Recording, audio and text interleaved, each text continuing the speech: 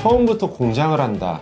그건 정신 나간 행동이죠. 네. 그래서 준비했죠. 정신 나간 첫 번째, 공장을 할 겁니다. 여러분들이 모르는 틈새 시장이 아파트형 공장이에요. 감정 가격이 25억이 아니고 2억 5,100입니다. 경기도 시흥시 정왕동에 있는 코포머 테크노센터라고 해가지고 반월 국가산업단지 양코너에 자리 잡은 네. 복합 건물 형태로 되어 있어요. 안산에 대한 별로 좋지 않다라는 선입견이 있었는데 산업군 학교 들어오고 아파트 있고 네. 심지어 위에는 시흥 프리미엄 아울렛도 있어요. 개척합니다. 자, 권리 분석을 할게요. 채무자 겸 소유자. 낙찰 이후에 뭐 임차인의 보증금을 인수하거나 뭐 인수 안 한다, 대항력이 있다 없다의 문제는 필요가 없다라는 거고 네. 비고란이 가장 중요하죠. 반월 국가산업단지 내에 네. 소재함으로 입주 자격 및 매수 자격에 대하여는 한국산업단지 공단 경기 입주 지원의 확인료만. 우리가 취득을 하는데 뭐 자격증이 필요한 건가요? 현장에 답이 있다 말씀드릴 오. 거고요. 현장 가보도록 하겠습니다.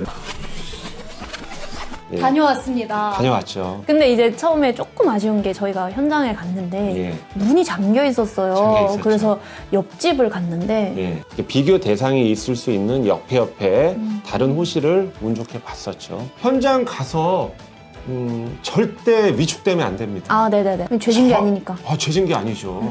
이제 관리실을 가는 거는 연체된 관리비를 그 관리소장님께 여쭤본 건 기본이고요. 네. 평당 관리비. 저처럼 조사한 사람이 몇 명이나 왔다 갔을까? 현지 온 사람들은 대부분 입찰한다고 보시면 돼요. 그러면 낙찰가 산정할 때도 상당히 반영할 수 있는 잣대가 되기 때문에 우리 매각물권명세서 비고란에 보면은 입주 자격이 있다고 그랬잖아요. 네네네. 부동산에서 정확한 해답을 제시해 줬습니다. 네네네. 국가산단에 접촉돼 있는 입주 자격은 좀 혜택이 있었어요. 분양가 혜택, 취득세에 대한 각종 세금에 대한 혜택이 있었기 때문에 우리가 취득을 하면은 무조건 여기를 사용해야 돼요. 약간 AM적인 요소일 수 있는데 그 아파트형 공장에 사업자 등록을 내놓은 이후에 임대를 놓는 거는 뭐 특별히 문제되는 부분은 아닙니다. 사실은 그 시세 부분이라던가 임대 수익을 누릴 때 임차인의 배후 수요, 네. 매매가를 알아보는 건 이제 부동산을 가야 됩니다. 부동산을 가셔서 뭐 시세라던가 입주 자격이 필요한 부분이 있기 때문에 그런 핵심 정보를 우리가 알기 위해서는 최대한 공손하게 여쭤보시면 되고요. 팁이 하나 있습니다. 낙찰 받게 되면은 임차인 또 맞춰야 되니까. 아, 여기에다가 임대 놓겠다. 그럼요. 그리고 또 팔아야 될 때 사장님한테 팔아야 되니까 그 부분 좀 이렇게 감안해 주시면 반드시 낙찰 받고 우리 사장님께 의뢰하겠습니다. 평평을 하고 말씀드리면 감정가랑 시세랑 별 차이 없었죠. 지금 1회 유찰됐잖아요. 네. 100% 낙찰이 된다고 보시면 됩니다. 수익률 보시죠.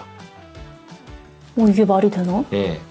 46.5%예요. 어때요? 공장에 대한 편견이 완전히 사라진 느낌이었어요. 더불어서 지역적인 편견을 깨지 못하면요. 절대 부동산으로 성공할 수 없습니다.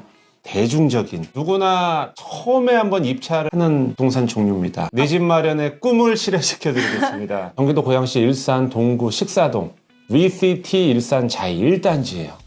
대단지 아파트입니다. 브랜드 아파트네요. 감정가가 9억 2,400인데 이걸 비싸다고 생각했는지 아무도 입찰하지 않고 6억 4,600까지 떨어졌어요. 자, 입지를 보시면요. 3호선 라인을 통해서만 이제 서울로 진입을 할 수 있는데 네. 이렇게 보시면 이 아파트가 저 위쪽에 있어요. 지하철에 대한 접근성이 안 그러네요. 좋습니다. 아파트에서 3호선 여기 대곡역까지 가는데 네. 마을버스나 버스를 타고 가면은 한 40분이 걸려요. 자가용으로 가면 10분밖에 안 걸리는데 근데도 불구하고 정말 살기 좋아요. 정말 숲세권에 이 단지에 둘레길도 있고 학군도 좋고 이 정도 대단지 숲세권 학교 있는 이 아파트를 서울에 갖다 대면요 강북에서 최소 자이 아파트면 20억이고요 강남은 3, 40억이에요. 근데 저는 찬스라고 보고 있습니다. 교통은 어차피 개선이 될 여지가 있을 거고 근데 저 대지권 미등기 대지권 미드기도 빨간색으로 돼 있잖아요. 정보의 의미니까 빨간색이죠.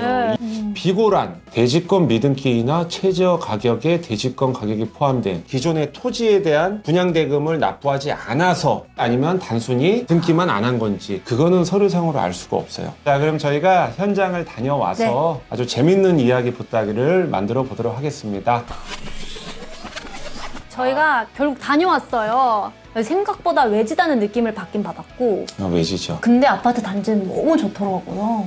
아파트가 대지권 미등기로 인해서 우리가 추가로 분양대금 미납된 걸 납부해야 등기를 가져올 수 있을지 없을지는 관리실에서 그걸 알려줄 이유가 없습니다. 그때 당시에 등기를 했던 법무사 전화번호를 알려주셨어요. 네네네. 전화했잖아요. 집단 등기를 하는 거거든요. 보통 시축 아파트는 등기 리스트에 있었다라고 했거든요. 등기 리스트에 있다라는 거는 낙찰 이후에 뭐 토지 부분에 대한 근저당에 대한 뭐 대출이라던가 뭐 분양대금이 없다라는 거를 우회적으로 얘기를 해서 해결을 했던 부분입니다.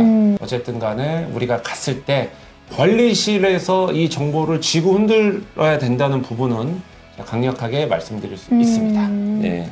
저희가 그 다음에 부동산 중개사무소에 갔어요. 그렇죠. 저희가 왜 이렇게 저렴한지를 확인하려고 들어갔잖아요. 감정 가격과 시세와 큰 차이가 없었다라는 거. 그 부동산 중개업소 가니까 그래도 좀 오른 거래요, 최근에. 오른 가격이 그 정도라고 하니까 그전에는 얼마나 저평가가 됐을까라는 부분에 대해서 짐작할 수 있고요. 이 아파트 같은 경우는 낙찰가 산정을 하실 때는 네.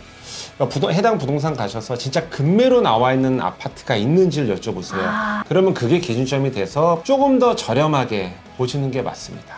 명도 비용이 들어가고 인테리어 비용이 얼마인지 나올지를 모르니 핸디캡이 있잖아요. 네. 일단은 제가 이 물건을 우리가 현장을 갔던 이유, 소개하는 이유는요. 내 집 마련을 하고자 하시는 분들에게 좀 최적화되어 있고 향후에 내가 여기 살면서 아파트 가격이 올라서 팔아야 되는 시점에 있어서는 상당히 유리하다는 얘기죠. 떨어질 수가 없어요. 이게 12억이 돼도 이상하지가 않아. 진짜로. 자, 이번 시간에는 앞선 아파트형 공장 주거용의 대표 주제 아파트 이외에 네. 또 여러분들이 가장 많이 입찰을 선호하시는 부분 상가입니다. 서울시 마포구 아현동 마포 SK 허브 블루 지층입니다. 지한데 심지어 이 상가의 감정가가 5억이 아니고 51억이에요. 전용 면적이 445평이에요. 그런데 보너스로 한 50평을 또 쓸 수 있어요. 지하를 다 쓰다 보니까 이 공용 복도 부분에 대한 것도 공짜로 쓸 수 있고 재산세도 산정한데 관리비에도 산정한데 예, 그런 거를 좀 인지하시면 되고요. 옆에 보시면 공덕자이 아파트 상당히 고가 아파트 있고요. 옆에도 레미안 아파트 있고 네. 더 중요한 거는 이 대로변이 다 업무 시설이에요. 쉽게 얘기해서 헬스 다닐 사람이 많네. 이거는 예, 임차인이 있어요. 보이시죠? 아, 네네네. 뭐라고 써 있습니까? 대항력이 없어요. 네. 빚이 있는 걸 알고 사업자 등록을 했어요. 후순이기 때문에 조금 아쉽지만은 여기 계신 임차인의 보증금 3억을 다 받기는 힘들어요. 임차인이 2019년에 여기 사업자 등록을 했는데 보증금 3억에 2,500이에요. 네네. 임대 수익률로 보면 적은 금액은 아닙니다. 내가 직접 사용할 거 아니라고 하면 네. 임대 수익을 누릴 거라고 하면은 안에 가서 꼼꼼히 기계 기후까지 다 봐야 되는 부분입니다. 계속 할 건지. 그렇죠.